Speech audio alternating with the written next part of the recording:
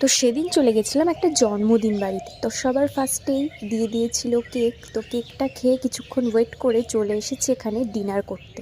তো পড়ে গেছে এখানে পাতা, তারপরে পড়লো লেবু, এখন পড়ছে গরম গরম ভাত। গরম ভাতের সাথে ছিল ভেজ ডাল, আর তার সঙ্গে ছিল এঁচোড় চিংড়ি।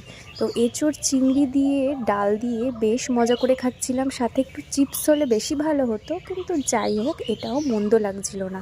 তো এটা দিয়ে খেতে না খেতেই চলে আসলো একটা বিশাল বড় কাতলা মাছের পেটি, কাতলা কালিয়া দিয়ে কিছুটা ভাত খেলাম। তো তারপরেই চলে আসলো ফ্রাইড রাইসের সঙ্গে ছিল চিকেন কষা। আমি বেছে বেছে নিজের পছন্দ মতো চিকেন নিয়েছিলাম। তো চিকেন দিয়ে ফ্রাইড রাইস দিয়ে খেতে খেতে মনে হলো আর 2 পিস চিকেন নেওয়াই যায়, কিন্তু পেটে একদম জায়গা ছিল না, কিন্তু তাও আমি 1 পিস চিকেন আবার নিয়েছিলাম। তারপরে সবার শেষে ছিল চাটনি, পাঁপড় আর মিষ্টি, আর লাস্টে হাজমোলাও ছিল।